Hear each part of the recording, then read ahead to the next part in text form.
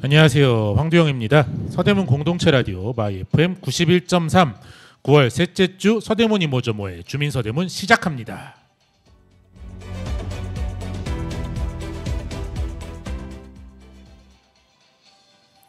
네, 저희 주민 서대문 지난 한 주 서대문에서 일어난 다양한 소식들을 전해드리는 프로그램이죠. 모처럼 제가 좀 시간이 나서 안산에 올랐더니 벌써 밤나무에서 밤이 떨어지고 있더라고요. 이러네 저러네도 시간은 흐르고 자연은 묵묵히 할 일을 하는데요. 요새 세상이 어찌 되려고 이러나 걱정하시는 분들이 참 많아요. 우리 주민들도 저희 주민 서대문도 묵묵히 할 일을 하면서 이 시간을 잘 견뎌봐야 하겠습니다. 오늘도 차승현 서대문 노동시민 네트워크 상임대표님, 황호환 서대문 공동체 라디오 제작본부장님 함께하고 계십니다. 안녕하세요. 반갑습니다. 네. 겹쳤네요. 안녕하세요. 안녕하세요. 네, 두 분 뭐 잘 지내셨어요 한 주? 우리 네. 너무 자주 보고 있는 것 같아요. 그러네요. 그 지난주 수요일 날도 만났었죠. 네, 맞습니다. 맞습니다. 황 PD님 뭐 그 유튜브 구독자 1000명 되면 이벤트 하겠다 지난주에 다음 주에 될 것 같은데요. 그러게요. 약간 1000명을 앞에 두고 늘어나는 속도가 저희 욕심만큼 빠르지는 않은데. 네. 네, 약간 그 뭐 1000명이라는 게 숫자에 불과할 수도 있지만 참 사람 기분이 다른 건데 조금 남았습니다. 많이 주변에 추천 좀 해주시고요. 차 대표님, 저희가 지난주에 좀 막바지 얘기를 하다가 시간이 없어서 길게 얘기를 못했는데 가재울 청소년 센터가 뭐 지난주에 개소를 했고 개소식 다녀오셨죠? 네, 개소식 다녀왔고 많은 분들이 이제 가재울 청소년 센터 이제 뭐 개관, 개소 축하하는 그 비오는 중에도 많이 오셨더라고요. 그리고 이제 센터를 둘러봤는데 공사는 늦어졌지만 처음 이제 계획했던 대로 우리 가재울 지역 청소년들이 이런 미디어 친화적이고 좀 4차 산업혁명에 맞게 좀 그렇게 뛰어놀 수 있는 공간으로 만들겠다는 포부에 맞게 잘 지어진 것 같더라고요. 근데 이제 그 보니까 조금 이제 그 운영이나 이런 것들은 앞으로 좀 고민을 많이 해야 될 것 같긴 한데 그래도 시설은 잘 돼 있던 것 같고요. 어쨌든 그날 개관식에서 가장 놀라웠던 거는 LED 뭐 이렇게 그 청소년들이 춤을 추는데 저 처음 봤는데 너무 멋있더라고요. LED로 춤을 추는 게 뭐예요? 그 검정색 옷에다가 LED 이렇게 달아가지고 이제 마이클 잭슨 춤에 마이클 잭슨 다 노래, 불을 다 끄고 마이클 잭슨 노래로 이렇게 춤을 추는데 멋있더라고요. 네. 그래서 그런 정말 거는 무슨 평창 올림픽 뭐 그런 데서만 보는 줄 알았더니. 그래서 저도 너무 감동받았어요. 그냥 4차 산업혁명 뭐 이렇게 센터 우리가 그냥 추구하긴 했는데 그냥 그 준비 자체가 그런 느낌을 확 줘가지고 참 준비를 하시느라 고생 많으셨다. 이게 서대문구의 어떤 행사 그런 데서 보기 쉽지 않았던 그런 공연이었어요. 역시 뭐 좀 새로운 세대한테 기회를 주면 그래야 새로운 게 좀 많이 나오는 것 같아요. 사실 저희도 그런 거를 그 공식 행사에서 볼 수 있을 거란 상상력이 별로 떨어지는데. 그러니까요. 네, 참 어쨌든 그 이제 개관 추진단이라고 해가지고 청소년들이 참여해가지고 뭐 또 공간을 더 디테일하게 만드는데 같이 노력을 많이 했더라고요. 그런 부분들이 원래 건립심의위원회를 저희가 꾸릴 때부터 공동위원장에 청소년을 뒀었거든요. 이제 이런 이제 노력들이 잘 결실을 맺은 것 같고 다만 이제 안타까웠던 거는 그 청소년 센터를 저희가 이제 그 건립하기 전부터 위탁을 했었거든요. 위탁을 했던 이유가 센터 운영에 있어서 이제 전문가분들이 처음부터 이제 운영할 분들이 참여해가지고 이런 디테일을 좀 더 중요시하기 위해 했던 취지였는데 이게 또 이제 그 일종의 정권 교체잖아요. 그러다 보니까 그런 부분에 대해서 조금 꼼꼼하게 들여다봤던 것 같은데 너무 나간 건 아닌가라는 생각은 들긴 했습니다. 그럼 위탁 과정이나 그런 것들을 좀 너무 꼼꼼하게 들여다보면서 오히려 좀 운영하는데 좀 제약을 둘 우려도 있었다. 뭐 그런 말씀. 뭐 그렇지만 그분들이 이제 또 잘 준비해가지고 그날 개관식이 성공적으로 잘 마무리된 것 같습니다. 네, 앞으로 뭐 약간 오게티가 있었죠. 어떤 누가 늦게 오시는 바람에 네. 비가 오는데 다 밖에서 이제 막 사진 찍고 영상 찍고 이러는 사람들이 다 한없이 대기를 했었던. 누가 이제 다음에 얘기 나오겠죠 이제. 누가 늦게 와서 그 연기될 거는 딱 한 분밖에 없어요. 그렇네요. 뭐 우리 차승현 전 의원님은 아니신 것 같고. 전 의외로 일찍 갔습니다. 네. 알겠습니다. 두 분 서울사랑 상품권 구매는 성공하셨어요? 아유 시도도 안 했습니다. 저도 마찬가지라. 저도 완전히 까먹고 있다가 이제 방송 준비하면서 우리가 지난주에 무슨 얘기 어디까지 했었지라고 이제 다시 모니터링 하면서 맞다 이거 샀어야 되는데라고 하는데 네. 뭐 그래서 상품권 구매는 실패했지만 뭐 추석 준비는 지역에서 뭐 한번 열심히 해보겠습니다. 뭐 시장마다 전통시장마다 뭔가 이렇게 또 행사 준비하는 것 같더라고요. 그래서 뭐 저희 서대문 공동체 라디오도 옆에 있는 뭐 백년시장 이런 곳하고 같이 뭘 할 것 같긴 합니다. 그래서 그때 많이 이용해 주시고 그러면 좋을 것 같습니다. 네, 저도 조만간에 모래내 시장과 백년시장 장 보러 가야 됩니다. 네. 그리고 21일 날에 21일 5시에 구 자체적으로 발행하는 서울사랑 상품권 구매가 아직 남아 있으니까요. 혹시 뭐 지난주에 놓치셨던 분들은 이번 주에라도 다시 한번 시도를 해보시면 좋을 것 같아요. 그럼 본격적으로 뭐 이번 지난 한 주 소식을 살펴보겠습니다. 저희가 지난주에도 좀 길게 얘기했는데 이 연세로 차 없는 거리를 두고 이제 서대문구와 서울시의 충돌이 갈수록 좀 깊어지고 있습니다. 저희가 이제 그때 오세훈 시장이 시의회에서 6개월 정도 조금 더 지켜봐야겠다 그런 말을 했는데 뭐 그게 좀 구체적으로 계획이 나와서 서울시에서 10월 1일부터는 다시 한번 대중교통 전용 지구로 6개월간 운영을 해보겠다 그렇게 말을 했어요. 그때 조금 애매하게 말씀을 드려서 이게 뭐 대중교통 전용 지구로 6개월을 하겠다는 건지 대중교통 전용 지구가 해제된 상태로 6개월을 더 보겠다는 건지가 조금 헷갈렸다. 오세훈 시장의 발언이 그렇게 저희가 말씀드렸는데 뭐 이제 서울시에서 이제 대중교통 전용 지구로 그러니까 이제 일반 차량은 다니지 못하는 길로 뭐 6개월을 좀 운영을 해보고 최종 결정을 하겠다라고 했고요. 그게 이제 9월 15일 날 그렇게 서울시 계획이 나왔는데 아마 서대문구가 먼저 통보를 받았겠죠. 그래서 맞습니다. 그런지 9월 14일 날 뭐 급한 토론회를 열고 굉장히 강력하게 반발을 했습니다. 13일 날 토론회요. 13일 날 토론회를 열고 굉장히 크게 반발을 아마 그것 때문에 맞습니다. 이 토론회 때문에 구청장이 다음 스케줄이 늦어지면서 우리가 기다렸던 아까 그게 이렇게 밀리면서 뭐 그 정도로 갑작스러운 토론회였나 보네요. 갑작스럽지 않고 제가 한번 지난 시간에 말씀드렸는데 이제 그 공론장 열릴 거라고 제가 말씀드렸었잖아요. 그 공론장이 수요일 날 열렸던 거고 그런데 그 자리에서 굉장히 세게 발언을 했다라는 후문이 있고 사실은 이제 그리고 14일 날 구의회가 개원을 했는데 구의회 개원하면 이제 구의회 의장 얘기하고 구청장이 또 이렇게 얘기하는 건데 구청장의 이야기가 처음에 거의 한 3분의 1 이상이 이 이야기였습니다. 연세로. 예. 잘하면 싸우시겠던데요, 둘이. 보니까 누구랑 오세훈 시장하고 그 이상한 청장하고 둘이서 잘하면은 뭐 개인적으로 만나면 싸우겠어요, 보니까.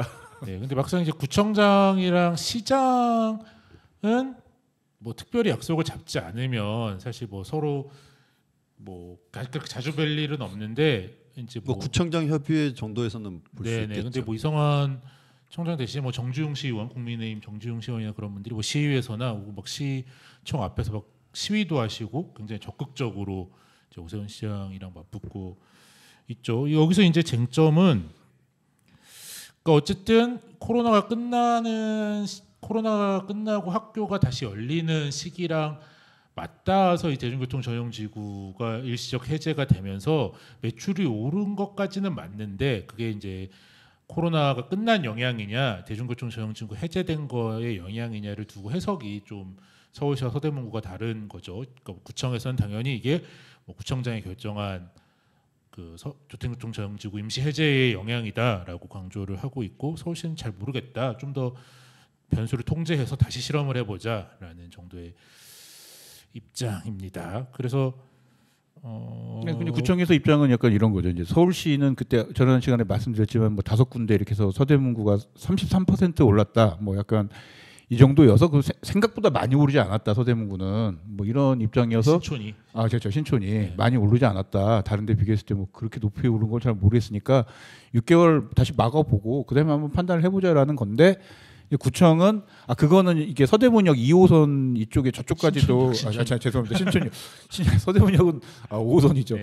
신촌역 2호선 저쪽까지 하면 그 마포 구간까지 하면 마포 구간까지 이거를 이렇게 한 거라서 실제 이 연세로에 있는 것만 해보면은 이제 뭐 41%더라. 이 정도면 굉장히 높게 오른 거고 이제 구청장이 그때 자랑했던 것처럼 거의 홍대 수준으로 이제 매출이 상승을 한 거니까 이거는 그렇다면은 뭐 대중교통 전용지구 해제 효과라고 봐야 되는 거 아니냐라고 이렇게 주장을 하는 거고 그 이후에서는 굉장히 세게 발언을 했어요 또. 그래서 이 권한은 구청에게 있기 때문에 이거 다시 이렇게 뭐죠 그 대중교통 전용지구를 다시 이렇게 돌아가는 거를 받아들일 수 없다. 우리는 안 하겠다. 그러니까 어쨌든 서울시는 10월 1일 날 다시 이제 일반 차량을 막겠다는 그렇죠. 건데 약간 구청은 일반 차량을 다니게 할 거다라고 네. 해서 이 뭐 약간 권한이 겹쳐져 있는 부분이 있긴 하지만 그래서 약간 둘 다 오케이를 해야 되는 부분이 있는 것 같긴 한데요. 약간 의견이 달라서 10월 1일 날 실제로 어떻게 운행이 될지는 좀 봐야 될 것 같아요. 근데 이제 그런 거죠. 그게 이제 연세로가 구관리도로인지 시관리도로인지도 이제 봐야겠지만 네. 중요한 거는 이제 연대 앞과 네. 신촌역 로타리 그건 엄밀하게 이제 정확하게 우리가 누가 뭐라 해도 시관리도로라고 느껴지잖아요. 그렇죠. 거기서 그쪽으로 못 빠져가게 해버리면은 아 사실상 뭐 구가 하겠다 하더라도 저는 오늘 아침에 오면서 무슨 생각을 했냐면 잘하면은 그 10월 1일 자정 그러니까 9월 30일 자정이죠. 10월 1일 0시 이쯤 해서 시 공무원하고 구 공무원하고 이렇게 서로 막 대치도 할 수도 있고 뭐 이러겠다. 아니 그러니까 거기서 시가 소위 말해서 이제 우회전을 할 수 있게 해야 되는 거잖아요. 신촌이 로타리에서. 그렇죠. 신호를 그렇게 거기를 줘야죠. 우회전 못하게 만들어 버리면 그냥 끝나는 거잖아요. 그러네요, 진짜. 네. 의미가 없네요, 사실. 그러니까 이제 연세로가 뭐 구관리 도로일 수는 있고 뭐 청장님 말대로 그렇게 하겠다 할 수는 있겠지만 이게 효과가 나려면 결국은 시와 협의를 봐야 될 부분인 거고. 그다음에 이제 저번 시간에도 얘기했지만 신용보증재단의 이제 뭐 카드 매출 뭐 이런 식으로만 해가지고는 지금 구가 주장하고 있는 효과를 그 다른 제3자들이 보기에는 실감할 수가 없어요. 별 게 차이가 없잖아요. 뭐 전년 동기 대비 뭐 얼마 늘었다 뭐 이런 것도 있지만은 이제 액수로 말할 때는 뭐 480억인가 여기서 510억 늘었다고 하는데 485억에서 510억입니다. 네, 그러니까 뭐 이게 코로나 이전이 485억이고 그렇죠. 코로나 지금 이번 올해가 그렇다는 510억이요. 올해 1분기. 네, 그러니까 510억. 여기서 그럼 뭐 어떻게 차이를 어떤 요인으로 찾겠어요? 그 30억 늘어난 게. 그러니까 어쨌든 그러니까 그러니까 서대문구의 입장이 맞을 수도 있는데 그게 통계로 사실 확인되기는 좀 뭐 어려워서 제 생각에는 뭐 조금 다른 조건으로 해서 6개월을 더 실험해보겠다는 서울시의 입장이 그렇게 비합리적인 주장으로 보이진 않는데 아니, 그러니까 그리고 서울시가 이제 못하겠다는 것도 아니고 어차피 6개월을 더 보겠다는 게 비합리적으로 보이지 않는데 왜 그렇게까지 구청장님이 서두르시나 약간 좀 그런 생각은 들긴 들어요. 이제 본인이 원래 그 지역구가 갑이었고 네. 이제 그 신촌 상인들의 요구들이 이제 많으시겠죠. 뭐 정치인이 그런 거에 반응하는 건 어쩔 수 없는 거고. 다만 이제 저는 안타까운 게 그 뭐 대리운전 이 통계라도 좀 한번 봐서 그러네요. 그걸 늘어났으면 그거라도 좀 제시하고 그러니까 다양한 통계를 좀 확인해 가지고 제시를 해줘야 돼요. 근데 이게 다른 사람들이 별로 이렇게 납득할 수 없는 정도의 내용을 가지고 자 이게 대중교통 전용지구가 필요합니다라고 하면은 서울시도 지금 납득이 안 되니까 그러니까 서울시도 지금 자신 있게 자신이 없으니까 6개월을 더 하겠다는 거 아니겠어요? 그러니까 뭐냐면은 뭐 구청 말대로 41% 늘었다 쳐. 다 뭐 그 주장을 다 받아들인다 치더라도 그러면은 다른 데도 40% 늘어난 데가 대부분 다 30% 40%씩 다 늘어났는데 다른 대학교 인근의 상권들이 그러면은 이거를 과연 대중교통 전용지구의 효과인지 아니면은 그냥 이게 이렇게 그냥 개강을 해서 그런 건지 코로나가 셧다운됐던 걸 다시 풀어서 그리고 개강이 되고 이래가지고 효과인 건지 사실은 제가 볼 때는 모르는 게 맞다고 모른다고 얘기하는 게 맞는 것 같아요. 네. 그리고 이제 그 서울시 보도자료나 뭐 교통과장과 교통본부장 뭐 그분 이야기처럼 서울시가 이번에 이제 전기 패스권 네. 발표하면서 기후 동행 패스. 네, 저는 기후행동 카드기를 바랬지만 어쨌든 기후동행 카드라는 이름까지 쓰면서 기후위기에 대한 이제 서울시의 교통 관련된 의지가 저는 얼핏 보였다고 봐요. 근데 지금 이 대중교통 전용지구도 일종의 기후위기 대응 관련된 교통 대책의 하나예요. 그리고 그쵸. 이게 굉장히 상징적인 거고 서울시 입장에서도. 근데 이 상징을 지금 없애버리자고 서대문구는 지금 이야기하고 있는 거고 서울시는 그나마 걷고 싶은 도시 서울을 보행 환경이 좋은 서울을 뭐 표방하고 있는데 이 상징을 없애자고 하니까 서울시는 이제 난감한 거죠. 근데 없애려면 정확한 통계와 지표, 필요성을 갖고 와야 되는데 그런 거 없이 여기는 우리 관리 지역이니까 하겠다라고 하니까 안 먹힌다는 그러니까 거죠. 이제 이게 처음에 시작할 때는 사실은 이게 걷기 좋은 이걸 만들어서 상권을 좀 활성화하자라는 의미로 시작을 했었죠. 그 당시에는 기후 위기 뭐 이런 거에 대한 고민이 없었던 거는 아니, 그 당시에 청장도 그런 고민을 갖고 했죠. 좀 했나요? 네, 근데 너무 상권 얘기만 해가지고 기후 위기에 대해서 얘기를 했는지 안 했는지 모르겠는데 어쨌든 근데 기후 위기가 이게 걸려 있는 순간 상권만 가지고 얘기하면은 제가 볼 때는 이거는 문제가 정말 더 복잡하게 풀릴 수 있는 거고 기후 위기에 대한 고민도 같이 가면서 이야기가 판단할 수밖에 없는. 제가 볼 때는 서울시는 그렇게 판단할 수밖에 없는 거고 구청이 이제 이렇게까지 세게 나왔는데 그러면은 이게 약간 이제 음모론적으로 생각했을 때 그런 거지. 6개월 동안 이렇게 했는데 뭐 서대문구는 이제 가만히 있어야 돼. 아무것도 안 해야 되는 거죠. 근데 지난 시간에 나는 제 차 대표가 얘기한 그것도 동의가 되는 게 뭐냐면 아니 이대하고 신촌 상권에다가 얼마 많은 지원을 합니까? 근데 그 정도 지원을 했으면 사실 상권이 활성화되고 등등등에 대한 효과가 굳이 또 따지면 이게 대중교통 전용구인지 개강인지 아니면 그런 정책적인 효과인지를 뭐 신촌 사랑상권도 한 35%잖아요. 그러니까요. 이게 어디 효과인지를 사실은 제가 볼 때는 알 수 있는 구조는 지금 아닌데 저는 구청장이 대중교통 전용기구 때문이라고만 얘기를 하니까 그러면은 신촌 사랑상권 상품권 이런 거 다 이제 안 해도 되는 건가? 이게 애매해요. 그렇기 때문에 좀 더 나가는 이제 신촌 뭐 상권 뭐 이런 고민을 한다면은 더 나가서 사실은 대중교통 전용지구 해제할 게 아니라 늘상 우리가 말했던 것처럼 아예 그 대중교통도 다니지 못하게 하고 네. 보행 거리를 한번 만들어 보는 그것도 저는 한 6개월 해봤으면 좋겠어요. 그러니까 기억에 남는 그 토론회 공론장에서의 어떤 전문가의 이야기가 이거 가지고는 의미가 없다. 아예 할 거면 진짜 크게 한 2대까지 포함해가지고 차 아예 다 못 다니게 거기를 한번 막아보고 그 다음에 뭔가 이렇게 조금 해보면 뭔가 프로그램들도 많이 돌려보고 이 상황에 했을 때 어떤 효과 나오는지를 좀 보는 것도 오히려 좋을 수도 있다. 뭐 이런 얘기를 하는 거 들으면서 애매하긴 하죠. 연세로 뭐 550m라고 하는데 그 정도 가지고 전 상업적인 효과가 얼마나 있으면 또 얼마나 있을지 이게. 그러니까 제가 말하는 것처럼 아예 그런 효과를 높이려면은 양쪽 딱 막았고 우리 이제 버스 다니던 이 길에 그렇죠. 이제 그 파라솔 이렇게 쭉 깔아서 그러니까. 거기에서 사람들 이제 좀 추워지니까 문제지만 사실 이제 여름 같을 때는 그럴 때 효과가 훨씬 더 좋았을 거예요. 맥주 파티 같은 거 했을 때 그때 난리도 아니었지 않습니까? 그때. 뭐 어쨌든 네. 그런 식으로 길을 즐길 수 있게 만들면은 훨씬 더 전 사람이 많이 오지 않을까. 이게 진짜 신촌 상권 때문이라고 한다면. 그렇죠. 뭐 좋다 나쁘다 뭐 의견은 있었지만 뭐 물총 축제 같은 것도 신촌을 떠나면서 약간 여름 콘텐츠가 부족해졌다 그런 평가가 있었죠. 네, 이것도 이제 그 축제라고 하는 게 상인들 입장에서는 사람들은 많이 모였고 화제성은 있는데 매출에 별 효과가 없다라가 또 신촌 상인분들의 주장이죠. 네. 네. 근데 그렇게 하나씩 다 그렇게 따지시고 들어가시면은 뭘 해야 되는지가 저는 할 수 있는 게 없는 것 같은데라는 생각도 솔직히 좀 들더라고요. 그러니까 그런 얘기 들을 때마다 그러면은 뭘 할 수 있을까 여기서. 대중교통 전용지구 해제. 나는 그게 걱정이라니까요. 그래서 뭐냐면 대중교통 전용지구를 해제를 했는데 이제 만약에 이제 6개월을 했는데 이게 극단적으로 이제 더 이상 핑계댈 게 없는 거야. 근데 여기 상권이 만약에 그 우리가 예상했던 것처럼 극단적인 효과가 안 나. 그러면 무슨 핑계를 댈 거예요? 이제 여러 가지 건 있긴 있죠. 신촌 상권이 임대료가 예전 기사였지만 뭐 상권 중 탑5 안에 드는 뭐 이런 곳이기도 해요. 그러니까 여러 이제 장사를 하는데 필요한 요소들이 있잖아요. 임대료가 싸면 당연히 좋겠죠. 근데 이건 또 임대료가 높아요. 그런 부분들도 이제 좀 장사하시는 분들이 들으면은 임대료가 싸고 비싸고는 크게 중요하지 않습니다. 상권의 그 유동인구가 많아지고 그냥 상권이 좋아지기만 하면 오히려 뭐 이렇게 싸고 비싸고의 그거는 크게 큰 변수 중에서 그거는 중요한 변수가 아니라고 얘기하긴 하더라고요. 유동인구로 생각하니까 지금 계속 이러는 거예요.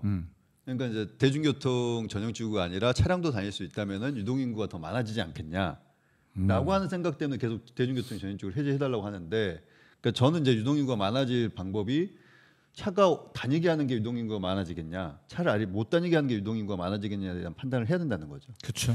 네, 뭐 계속 반복적으로 드릴 수밖에 없는 이야기라서요. 일단은 충돌됐고 10월 1일 날 실제로 어떻게 될지는 좀 지켜보겠다라는 정도. 명절 연휴 아닙니까 이거? 아, 그러네요. 오. 이제 다만 저는 이제 계속적으로 안타까운 지점 하나. 102번도 그랬고 이번 이제 관련해서 연세로도 그렇고 사실 파크 골프도 좀 그런 면이 있지만은 같은 정당의 단체장 두 분이 약간 일종의 소통하면서 같은 방향의 이야기를 할 수 있을 거라고 보는데 계속적으로 지금 대립의 국면을 가고 있어요. 그렇죠. 기관경과에 때리고 시에서는. 근데 이게 좀 좀 건설적이거나 뭔가 의미 있는 대립이라기보다는 일종의 약간 감정이 섞여 있는 대립이 좀 점점 양상이 그쪽으로 깊어지는 거다 보니까 좀 안타까운 느낌들이 있습니다.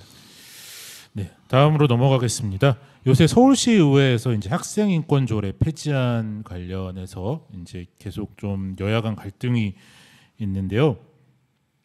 그 중에서도 지금 서울시의원의 교육위원장이 뭐 저희 서대문구 소속의 시의원인 이승미 시의원이 이제 서울시 교육위원장 더불어민주당이죠 소속이어서 좀 뭐 그분의 의견과 별도로 어떤 좀 갈등에 자주 등장하게 되고 있고요. 또 서대문구에 지금 시의원이 4명인데 또 한 명인 정지웅 국민의힘 시의원도 국민의힘 소속으로 이제 교육위원회 소속이라서 또 이분도 이제 학생인권 조례 문제에 적극적으로 개입을 하고 있어서 어쩌다 보니까 이제 서대문구 소속의 두 시의원이 교육위원회에서 학생인권 조례를 가지고 강하게 맞붙고 있는 그런 모습이 있었고요. 그래서 이제 9월 12일 날에는 이제 서울시의회에서 약간 몸싸움 수준으로 교육위원회에서 몸싸움 수준이 있었는데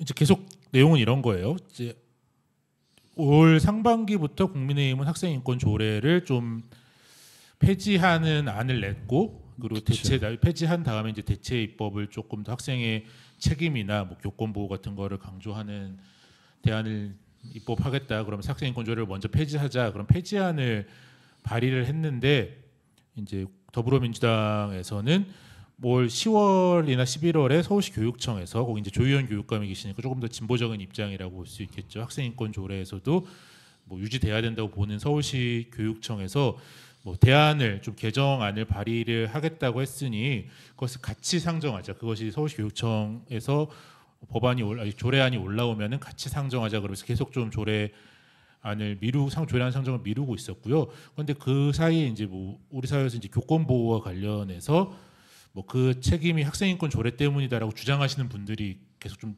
있었잖아요. 그것들이 이제 교권 보호가 사회적 이슈가 되다 보니까 국민의힘에서는 이 폐지안 상정을 좀 강하게 밀어붙이려고 하고 더불어민주당에서는 이제 교육청을 조금 더 기다려야 된다라고 하다 보니까요. 그래서 지난 9월 12일에 있었던 이 교육위원회 회의에서 이승미 교육위원장이 뭐 상정을 안 하고 폐회를 하려고 하다 보니까 이제 국민의힘 소속 의원들이 막 의사봉을 뺏고 막 밀어내고 그래서 상정을 하라고 항의를 하면서 뭐 그런 몸싸움까지는 아닌 몸싸움이죠. 뭐 약간 물리적인 충돌이 있는 상황까지 진행이 됐습니다. 학생인권 조례가 좀 복잡해서 설명이 잘 됐는지 모르겠네요. 이걸 굳이 폐지까지 논하는 거는 조금 너무 나간 것 같아요. 그러니까 뭐 여러 가지 그 책임 있는 사람들의 책무 정도 집어넣겠다는 게 보통의 이제 이야기고 뭐 그런 방향으로 추진하는 건 뭐 그럴 수는 있다고 봐요.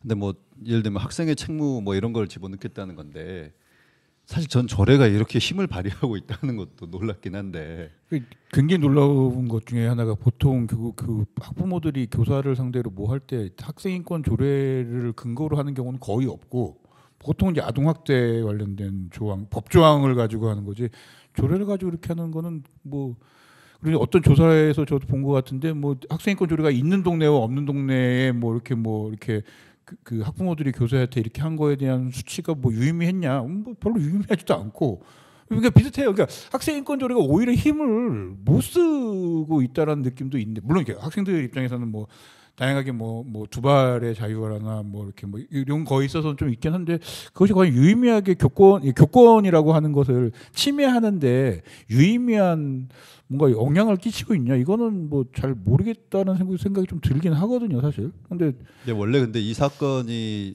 발생하기 전부터도 학생 인권 조례를 못마땅해 했던. 그렇죠. 이런 학부모 단체 혹은 이제 뭐 교육 관련 단체들이 있었잖아요. 이제 국민의힘의 폐지안은 이번 뭐 서희초 사건이나 그런 것들이 생기기 전에 올 3월에 이미 발의가 됐죠. 대부분 이제 또 그런 분들은 차별금지법에도 또 반대하시는 그렇죠. 분들이고. 근데 이게 국민의힘이 되게 웃긴 게 얘기 한마디 더 하면 이때도 웃겼던 게 이러면서 학생인권 조회를 폐지하자고 그랬었거든요. 근데 그 전에 서희초 사건이 일어나기 전에 조희연 교육감이 교권보호 관련된 뭐 조례를 냈어요. 서울시 교육청에서 그거 안 받아줬어 자기들이. 그래놓고 나서는 지금 상황에서는 무슨 교권보호에 굉장히 뭐 화신인 것처럼 막 학생인권 조례를 폐지하자고 막 이러고 있는 거 보면서 아니 저 입장이 뭐 되게 뭔가 이게 진전성이 있는 입장인가에 대해서 사실 좀 의심이 가더라고요. 근데 원래 원칙이 그 정당 정치에 있는지는 잘 모르겠어요. 그렇지만 이제 무엇을 위한 지금 이 조례를 갖고 물고 늘어지는지는 잘 모르겠어요. 정말 말 그대로 뭐 교권을 강화한다거나 그러면서도 학생 인권을 신장하는 여러 가지 조화로운 게 필요한 거잖아요. 근데 학생 인권 조례를 통해서도 학생 인권이 얼마나 신장됐는지도 우리가 이 사회가 아직도 판단을 못 하고 있는데 단순하게 사건 터졌어. 이거 해결하자. 그럼 조례 없애자. 이게 전 맞는 지금 프로세스인지 모르겠고 이걸 때문에 이렇게까지 지금 시의회에서 충돌을 하면서 전례 없는 모습을 보여줘야 되는가 놀랍고 뭐 들리는 이야기로는 이제 민주당 상임위원장이 있기 때문에 그 상임위원장을 날리면서까지도 이 조례를 이제 통과시켜 보겠다라는 의지까지 뭐 들린다는 소문은 들려요. 그 약간 느낌이 그런 거죠. 이제 뭐라 해야 되지? 그러니까 교권 보호를 위해서 학생인권 조례를 없앤다라는 느낌보다는 이 김에 학생인권 조례를 날려버리자라는 느낌이 커서 확 안 땡기네요, 사실. 그러니까 정부에서 근데 학생 인권 조례를 좀 각 지자체에 개정을 해달라 폐지는 아니고 그렇게 얘기는 하긴 했는데 뭐 디테일한 부분에서는 이제 휴대전화를 뭐 언제 보관할 수 있느냐 어떤 조건 하에서 학생에게 휴대전화를 달라고 해서 교사가 보관할 수 있냐던가 그래서 지금 뭐 많은 학생인권 조례가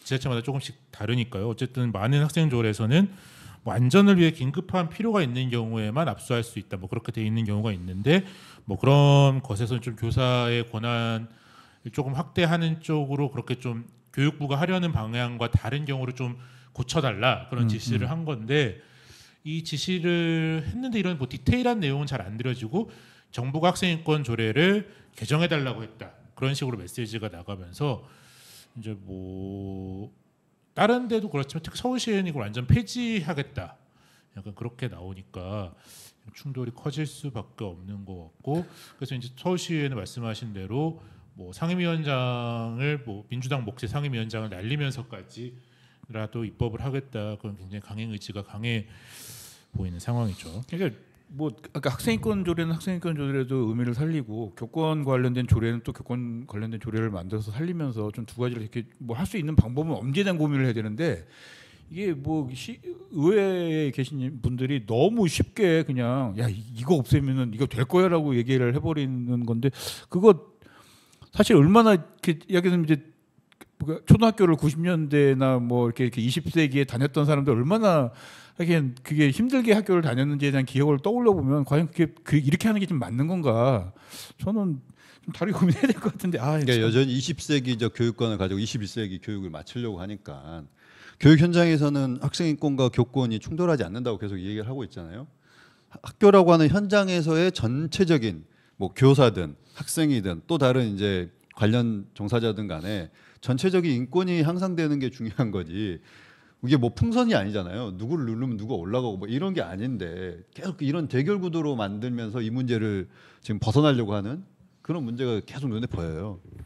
그렇죠. 뭔가 뭐 정부나 아니면 뭐 서울시나 뭐 서울시 의회 국민의힘도 뭔가를 해야 되다 보니까 이게 사실 이 교권의 문제가 이 교사의 노동권이라던가 뭐 교육 인력 확충이라던가 뭐 그래서 교육 인력 확충을 통한 뭐 업무 부담 감소 그리고 또 뭐 교장이나 혹은 뭐 정부나 지자체의 역할 강화 그래서 이 많은 어쨌든 교육 현장에서 불만이 있을 수 있죠. 교사가 우리 아이들한테 한 것이 마음에 들지 않는데 그것을 이제 감정적으로 풀어내는 건 문제지 마음에 들지 않았을 때 그것을 어떻게 합리적으로 해결할 것인가가 없는 상태에서 그것을 교사 개인의 그냥 감정적인 교사 네가 다 이제 뭐 책임지고 네가 설득을 하든 사과를 하든 알아서 뭐 욕받이도 해라 뭐 그렇게까지 되니까 이제 문제가 커지는 건데 그런 역할들은 다 방기하고 학생인권 조례를 없애는 것으로 뭔가 액션을 취하는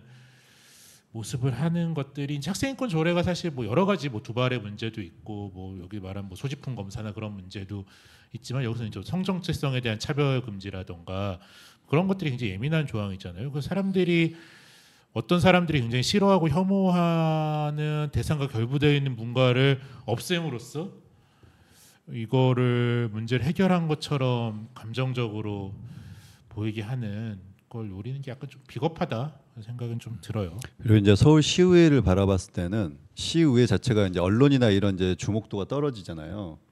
사실상 서울시의회가 그 예를 들면 국민의힘이 국회에서 민주당에 대해서 하고 있는 표현이 입법 독재예요. 그렇죠.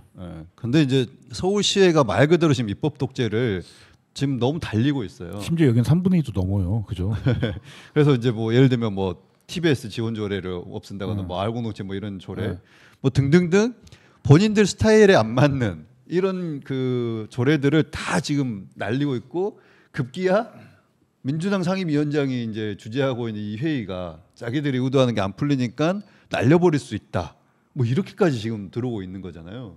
그러니까 이제 그렇기 때문에 시의회가 너무 이 사각지대에서 지금 입법 독주를 하고 있는 거 아닌가라는 생각이 듭니다. 이게 되게 독특한 게 어쨌든 시의회 같은 경우 시의원들 특히 약간 이렇게 말씀드리면 좀 그렇게 하지만 약간 날로 먹는 경향이 있는 거잖아요. 왜냐하면 서울시장하고 시의원하고 이렇게 같이 찍어버리는 경향이 좀 있다 보니까 이게 여소야대 같은 경우가 안 나오잖아요. 오히려 시의회는 거의 다 여대야소지 뭐 심지어 압도적으로 여대야소가 되거나 이런 경우가 2010년에는 네 여소야대였습니다. 그때 한번 빼고 뭐 약간 이런 상황이다 보니까 뭐 시의원들이 뭔가 조금 열심히 안 하는 느낌도 있고 솔직히 말씀드리면 너무 하고 싶은 대로만 하는 것 같기도 하고 그러니까 뭔가 눈치를 안 보는 느낌? 가끔은 너무 안 좋은 쪽으로 열심히 할 경우가 많아요. 네. 그렇죠. 그러니까 눈치를 안 보는 느낌.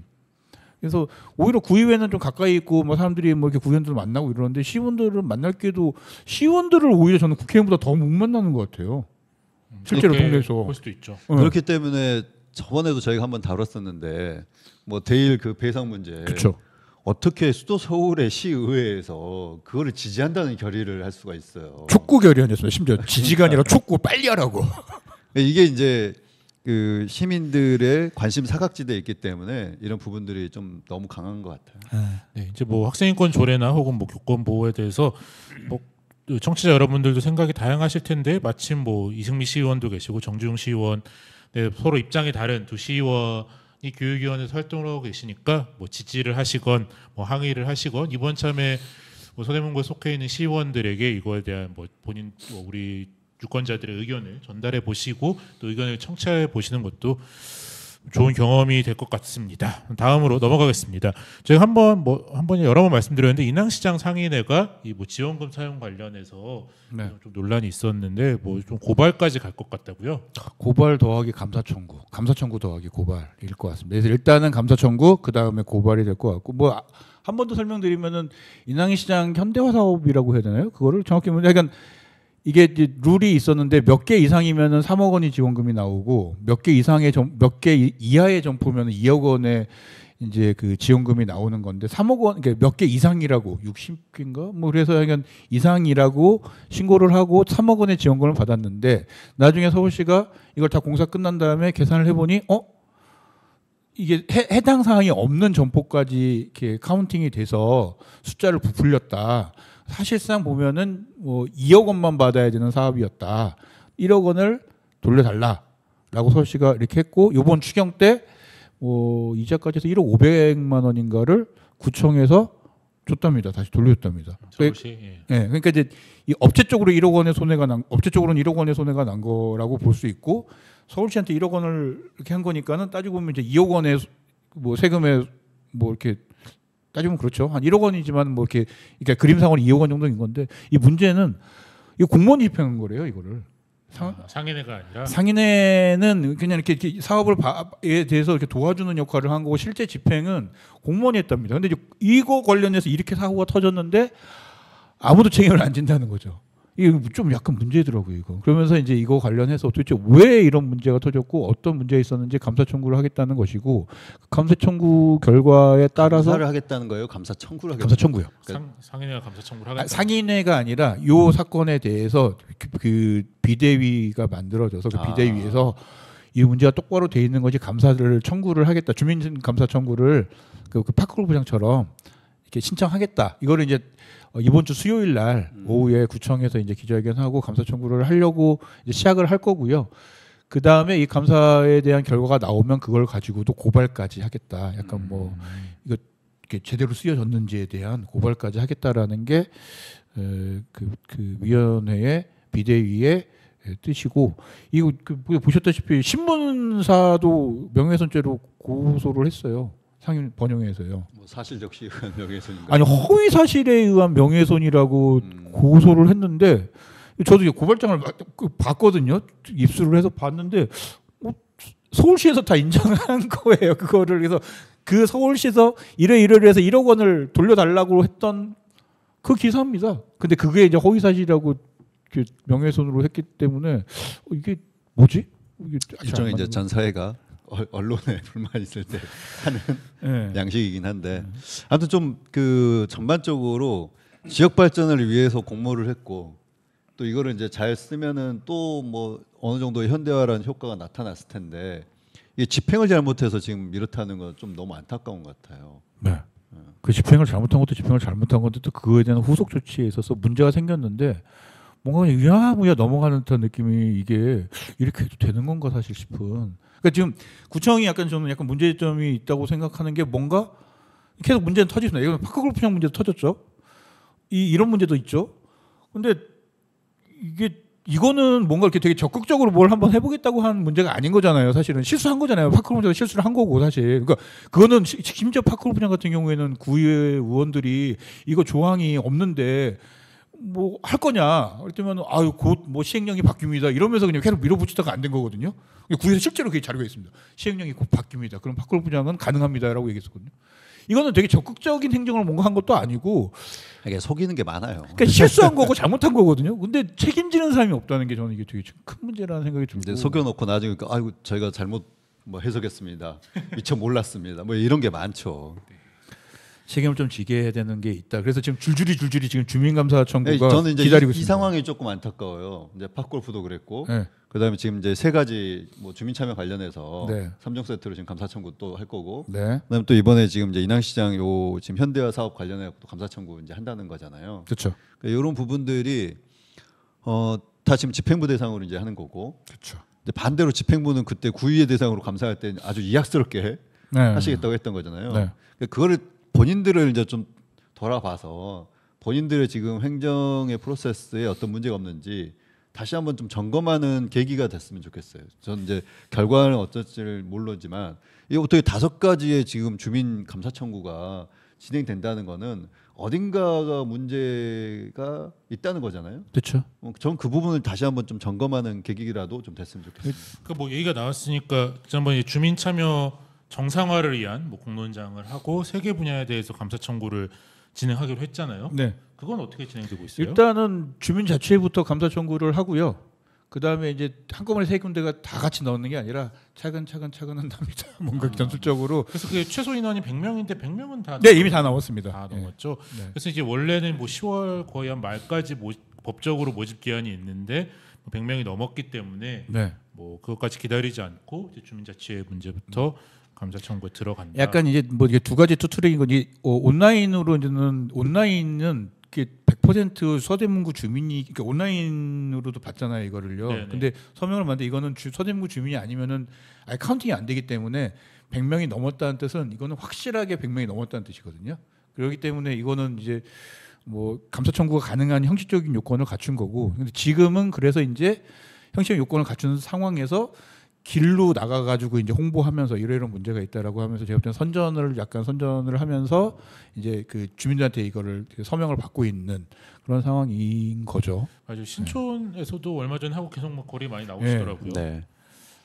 알겠습니다. 그것도 감사 청구가 진행되는 걸 좀 지켜봐야 될 것 같은데 우리 어쨌든 어쩌다 보니까 이 서대문구에서 이 감사 청구라는 제도 이제 적극적으로 사용되고 있어서 문제가 있을 때 주민들이 감사 청구를 할 수 있고 그게 잘 효과가 있는 것 자체는 좋은데 모든 것이 정치적으로 문제가 해결되지 못하고 감사 청구로 자꾸 가고 있어서 이 행정적 잘못을 따져야 하는 수준으로 문제가 풀리는 게 이게 제가 볼 때 이거 지금 문제 맞아요. 맞는 말씀이에요. 그냥 계속 그래서 지금 들리는 소문에 의하면 들리는 소문입니다. 이건 주민감사와 관련된 담당 공무원들이 휴직을 하고 있다는 소문도 들리고 뭔가 계속해서 적극적으로 그분들이 이제 뭔가 나서서 얘기를 안 하려고 하고 있다는 얘기도 들리고 그렇습니다. 그래서 뭐 이제 휴직이나 이런 부분은 저희가 이제 정확한 건 아니니까 뭐 이제 그렇다 하더라도 앞서 이제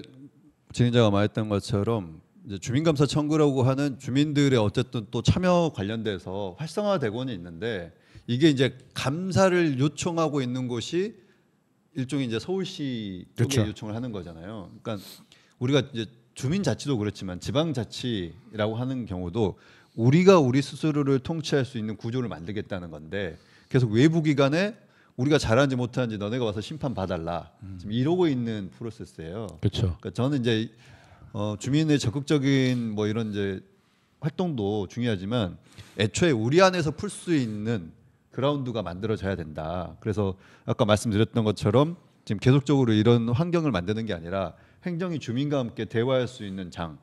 본인들이 하고 싶은 말을 위해서 뭐 이렇게 문화예술회관에 통장들 동원해가지고 공청회 하고 뭐 신촌 지금 연세로 대중교통 뭐 이렇게 하면서 급하게 공청회 잡고 이런 거 말고 진짜 주민들하고 현안을 갖고 제대로 좀 공청회를 청장이 한번 했으면 좋지 않을까라는 생각이 듭니다. 그 문제는 그러니까 이게 지금 이게 구의회가 작동을 안 하는 것도 문제가 있다는 생각이 드는 거죠. 예를 들면 이제 뭐 야당인 민주당에서 적극적으로 구의회에서 뭔가를 이렇게 싸워준다랄지 뭐 아니면 적극적으로 정치적 행위를 하면서 이렇게 해준다랄지. 그러니까 이럴 때 행정조사 특별위원회는 발동할 수 있겠죠. 그러니까 이게 이런 것들이 조금 해주면은 사실은 주민들이 뭐 이렇게 좀 믿고 구의회나 이렇게 하고 할 텐데 약간 이제 비판적으로 말씀하시는 분들의 의견은 그러니까 구의회에서 안 하니까 우리가 하는 거 아니냐 약간 이렇게 얘기도 나오는지라 참 고민이 걱정스럽습니다. 예, 말씀하신 것처럼 주민 참여 관련된 세 가지 이게 뭐 이제 그 주민감사 청구도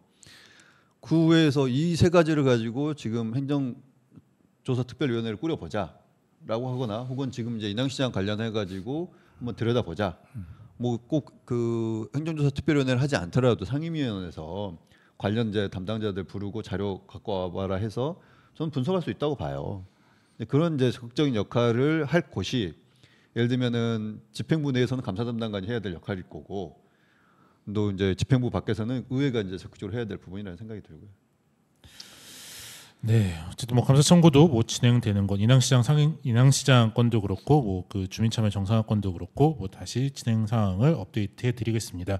그럼 구의회 소식 한번 좀 해볼까요? 구의회가 이제 조례를 만들기 위해 조례 등등등과 관련된 이제 그걸 개원을 했었죠. 지난 14일 날 개원을 했었고 빨리 끝났습니다. 뭐 내용들이 뭐 그렇게 한 건 아니고 지금 상임위 이제 열리고 있는 중이고 그런 건데 일단 개원하는 날 구청장이 아까 말씀드렸다시피 이제 그 연세대학교